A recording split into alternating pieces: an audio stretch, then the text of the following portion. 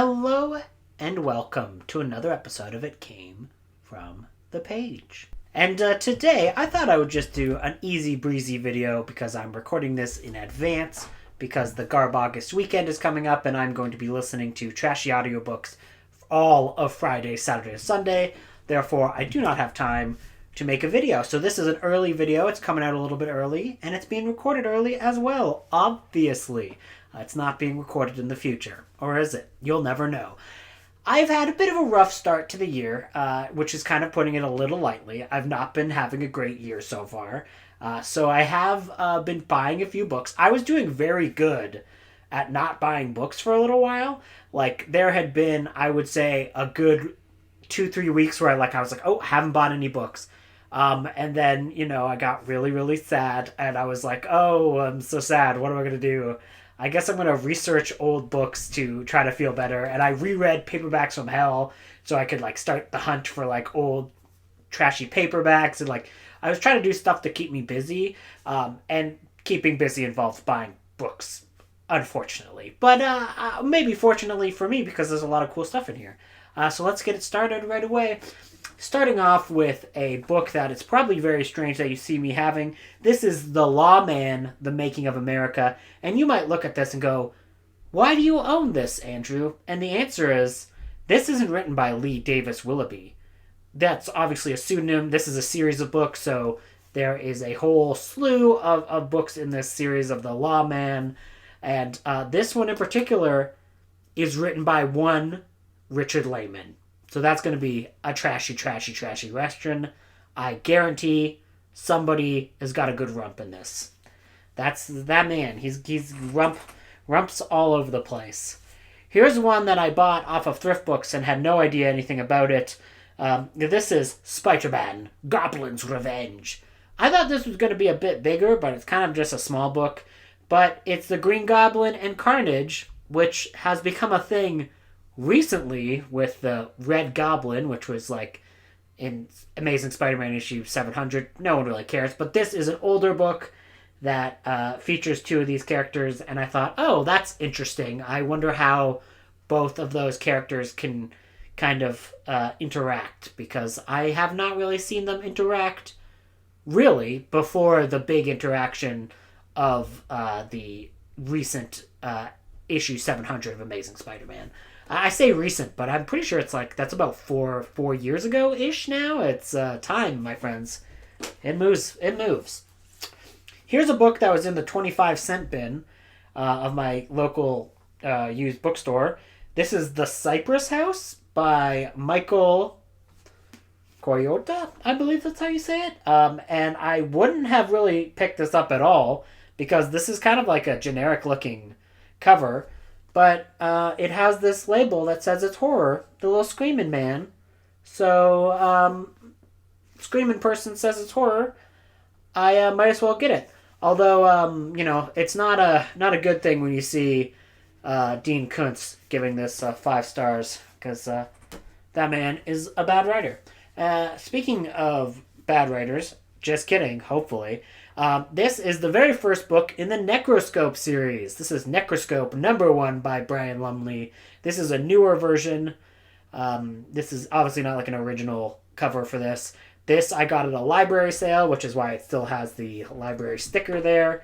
And I got another of the Necroscope books from another library sale, so I was really happy to find the original to kind of take a look at this and start it and see, do I want to read all of these? Do I care about the Necroscope series?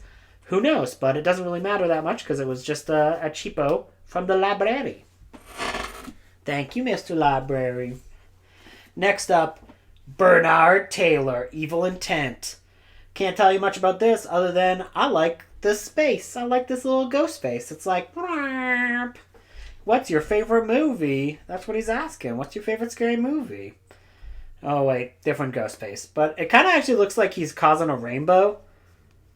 Oh, is it like a queer ghost? That'd be cool. I doubt it, though. But, Evil Intent.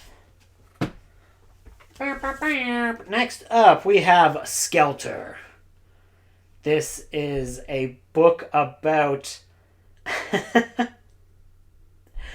This is a fiction book about the legacy of Charles Manson. I would not have bought this if I was not in a sad state of mind and just buying books, because I'm sure this is probably really bad and probably pretty tasteless. But I'm kind of interested. What is this going to be about? Skelter. Oh, fictionalized. That's a big can of worms as to whether or not you should ever do any fictional versions of things like serial killers. You know, to each their own. I hope that's good and tasteful, but, I ain't gonna die. I doubt it is. Next up, Night of the Claw, which is by Ramsey Campbell, but it was originally published under J. Ramsey. I was just in the mood for what I thought was a werewolf story, but then I read the back, and it's not a werewolf story.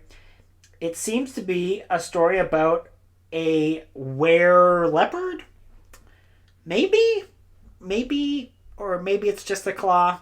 I don't know. It's not too clear. I hope it's a were-leopard, and it's fun and not as, as we say, problematique as it looks to be on the back, because it says the fabled leopard men of Africa. And you're like, oh, when white horror writers write about Africa, it's usually pretty bad.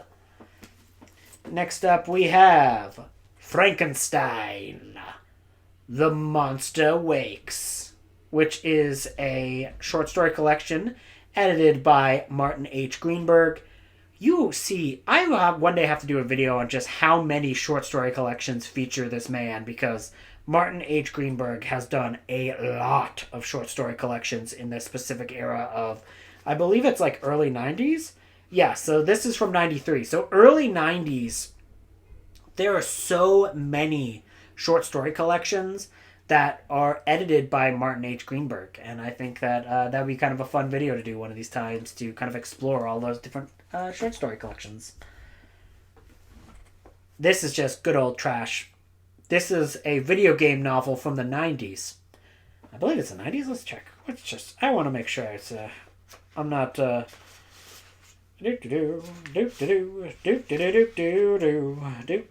Yes, this is from 1996. This is XCOM, the novel. I am more familiar with the modern XCOM games, XCOM Enemy Within and XCOM 2. XCOM 2 is a game which I've probably spent probably upwards of 400 hours on. I play a lot of that game. Don't judge me. This is written on the earlier video games, and I don't know how you would write this into a novel, so I had to find out, yeah, I'm pretty pumped to do that. I hope it doesn't suck, but if it sucks, it'll still probably be amusing. Here's one that I bought for the cover alone. I don't know if I've ever heard anyone talk about this. I don't even know how I found this. This is Monster Makers Incorporated. And as you can see there, and how you can read up here, yeah, this is a Godzilla book. This book is not licensed to Toho, who owns the Godzilla property and name. So it's very wild that in the 80s, somebody thought it would be okay to make a story about a toy Godzilla who defends a country from an alien invasion. This is definitely, you should not have, it's a whole bunch of copyright infringement here, but I am very excited to read it because it sounds very dumb. And you know me, I love the dumb.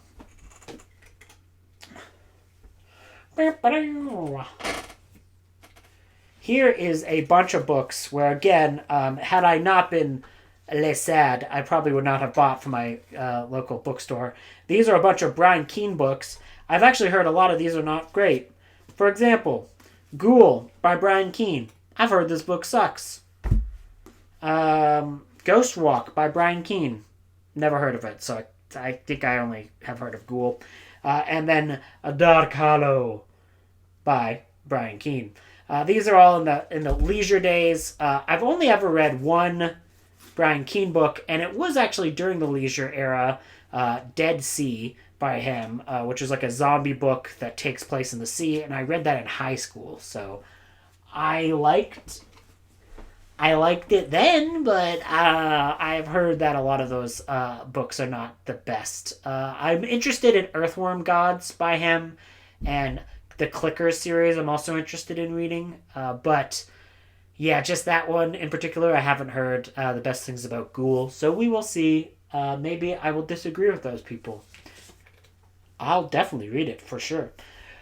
Next up, we have a video game tie-in novel. This is Gears of War. So this is actually the prequel to the very first Gears of War game. This is written by Karen Travis. Karen Travis has done a really, really good trilogy set in the Halo video game universe. So I thought, well, I mean, I might as well. Like, I might as well try to give it a chance and see if I really like Karen Travis, the writer. So this was actually more devoted to the writer than it was the video game. But, I mean, I played the Gears of War games. They're fun. They're fun games. They're not exactly, like, A+ in terms of storytelling. But, yeah, I don't know. I enjoy them well enough. Next up, we have a book that I have read bits and pieces of, but I've not read the full thing. And I found this at Dollar Tree, which is a dollar store in Canada. So this only cost me $1.25. And this is Fay Wray and Robert Riskin, a Hollywood memoir written by Victoria Riskin. So this is actually written by their daughter. So I read a little bit of this because I was doing a huge deep dive on King Kong a few years ago, where I read upwards of at least 15 books for a podcast that 30 people listen to. I did a lot of work for a podcast no one listened to, but we don't really need to get into that right now. And the bits and pieces I read from this were really, really good. So I'm excited to kind of sit down and read all of this when I'm not just using it as a source for a research project, because it was well written and very interesting. So that is that. Here is a little free library find. Wayne of Gotham. This is just a Batman book. So, who doesn't love a Batman book? If you're watching this and go, I don't love a Batman book, that's fair. That's fair. You live your life. You live your life how you want to live it. Next up, this is another book I just got from a library. Another library sale. This is Blood, Sweat, and Chrome, The Wild and True Story of Mad Max Fury Road. I am a big fan of making of books, of researching cinema in a more academic sense, and making of books like this are really, really handy, especially if you need to do a research project, but they're also usually very entertaining on its own right. I quite adore the movie Mad Max Fury Road, a wonderful, wonderful action picture, so I'm very excited to read the making of. Next up, this is going to be rapid fire because I guarantee you do not care. But I have been obsessed with Warhammer 40k. It just is a thing that happened because, our good friends at Audible, they're not good friends, they're Amazon, they're an evil company. But regardless, Audible had a sale which was 2 for 1, which is 2 titles for 1 credit. There was a whole bunch of Warhammer 40k things on there, so I bought them all.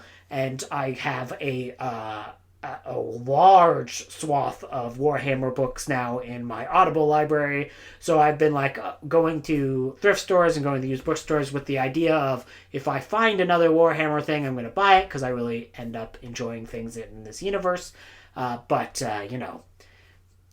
this is not for everyone. But I do have recorded, but I haven't edited a episode of a podcast I did, but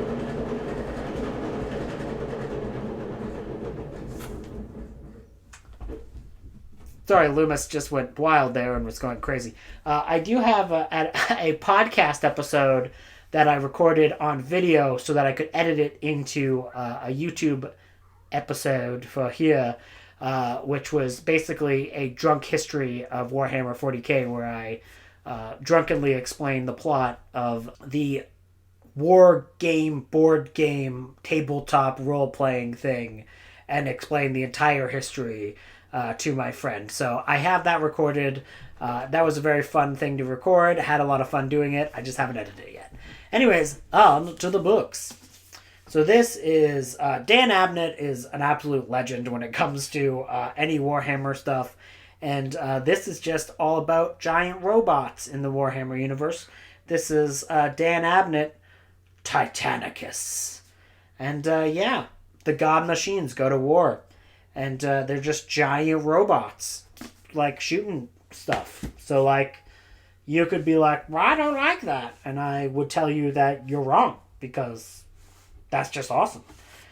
Giant robots. Who doesn't love them? This is a video game tie-in. This is the Blood Ravens, the Dawn of War Omnibus. The Dawn of War series was a real-time strategy game made in the early 2000s, and I played that a lot as a child. That was actually my first experience to Warhammer 40k. So this is kind of capturing, the history of characters introduced in that game. This has, I believe it has, let's see, what does it all have? So yeah, so this actually has 3 books in it and 1 short story. And they are all things that tie into the video game. And with that, I also have the novelization of the second video game. So Dawn of War is the first one, and obviously Dawn of War 2 is the second video game. Done by a different author. I don't know how these will turn out, but I'm kind of excited to find out. Next up, I have the second volume of the Sisyphus Cain Omnibus. I have not read the first volume yet. I'll probably grab the first volume on Kindle, just because it's easier to carry around. But this was $10, and that is way cheaper than it is on Kindle. So this has 4, 5, and 6, I believe. Let me double check. I think it's just 4, 5, and 6. So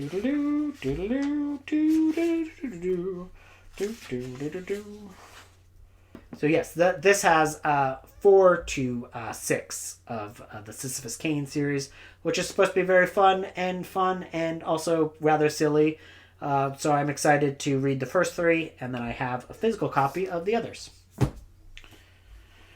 Another Dan Abnett book, which is called Brothers of the Snake. Don't know much about this one. Again, I just love me my Abnett. He's very skilled. Heroes of the Space Marines, which is a whole bunch of short stories.